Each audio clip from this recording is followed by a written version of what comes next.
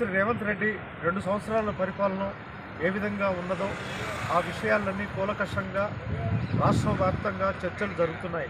ఈ నేపథ్యంలో సామాజిక విశ్లేషకుడు, రాజకీయ ప్రముఖుడు కందారం రాజమోహన్ గారితో మీడియా గాంధీ న్యూస్ ఛానల్ ప్రతినిధి మాట్లాడినప్పుడు ఆయన ఈ విధంగా స్పందించారు. నమస్కారం అండి. నమస్కారం సార్. రాష్ట్రంలో పరిపాలన విధానం ఎలా ఉంది, ఏమిటి, ఎన్ని హామీలు ఇచ్చారు ఇప్పటి వరకు, ఆ హామీలు ఎంతవరకు సఫలీకృతమయ్యాయి? రాష్ట్రము మనం అనేక పోరాటాలు చేసి సాధించుకున్న తర్వాత తెలంగాణ కొత్త రాష్ట్రంగా ఆవిర్భవించిన తర్వాత గత ప్రభుత్వం అనేక అప్పులు చేసి అనేక లక్షల అప్పులు చేసి మన రేవంత్ రెడ్డి గారికి ఇచ్చి వాళ్ళు తప్పించుకోవడం జరిగింది.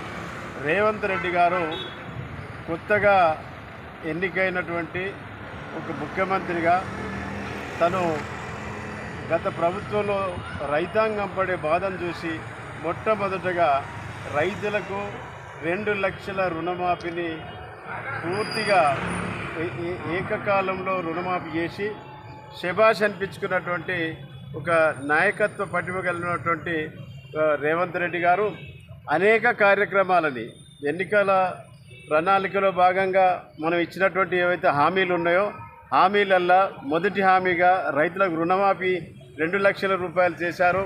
తర్వాత డ్వాక్రా గ్రూపులకు ప్రైవేటు బస్సులను వారికి ఇవ్వడము, అనేక డ్వాక్రా గ్రూపులకు లక్షలాది రూపాయలు ఇవ్వడము, ఇందిరా క్యాంటీన్లు పెట్టియడము, తర్వాత స్త్రీశక్తి స్త్రీలకు ఎక్కువ విధంగా లాభమయ్యే విధంగా ఒక ప్రణాళిక తీసుకున్నాడు.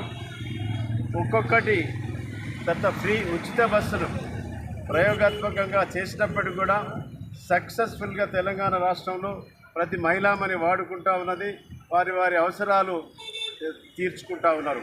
తర్వాత ఇది మంచి హితోధికమైనటువంటి ఒక పరిణామంగా కాంగ్రెస్ పార్టీకి అది చెందుతుంది.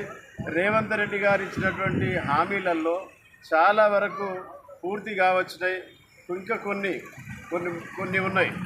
ఇది పెన్షన్, స్త్రీలకు పెన్షన్ అని, ఇంకా ఇదోటి కొన్ని ఉన్నాయి. అవి కూడా త్వరలో ఈ ఆర్థిక వ్యవస్థ ఇప్పుడిప్పుడే గాడిలో పడుతూ ఉన్నది. గాడిలో పడిన తర్వాత వారు ఇచ్చినటువంటి ఎన్నికల హామీలలో ఇచ్చినటువంటి ప్రతిదీ కూడా నెరవేర్చి మళ్ళీ ఎన్నికలకు పోయి విజయ దుంబిది మోగిస్తారనే దానిలో సందేహం లేదు. ఇప్పటికీ కూడా మొన్న రీసెంట్గా జరిగినటువంటి జూబ్లీహిల్స్ బై ఎలక్షన్లో కాంగ్రెస్ పార్టీ గెలిచింది. మొన్న రీసెంట్గా సర్పంచ్ ఎలక్షన్లు అన్నీ దాదాపు మ్యాక్సిమం అంటే మెజార్టీ 75% సర్పంచ్ ఎలక్షన్లలో సర్పంచులను కూడా గెలిపించుకోవడం జరిగింది. అదేవిధంగా రేపు రాబోయే ఎన్నికలలో జెడ్పీటీసీ అనుకోండి, ఎంపీటీసీ అనుకోండి, ఇవన్నీ కూడా కాంగ్రెస్ పార్టీ కైవసం చేసుకుంటుంది. ప్రజలందరూ ఇప్పటికీ రేవంత్ రెడ్డి కాంగ్రెస్ తరఫునే ఉన్నారు. వారు అనేక మంది ప్రతిపక్షాలలో ఉన్నప్పుడు అధికారాన్ని కోల్పోయిన తర్వాత చేసే విమర్శలు, కోకొల్లలు ఉన్నాయి.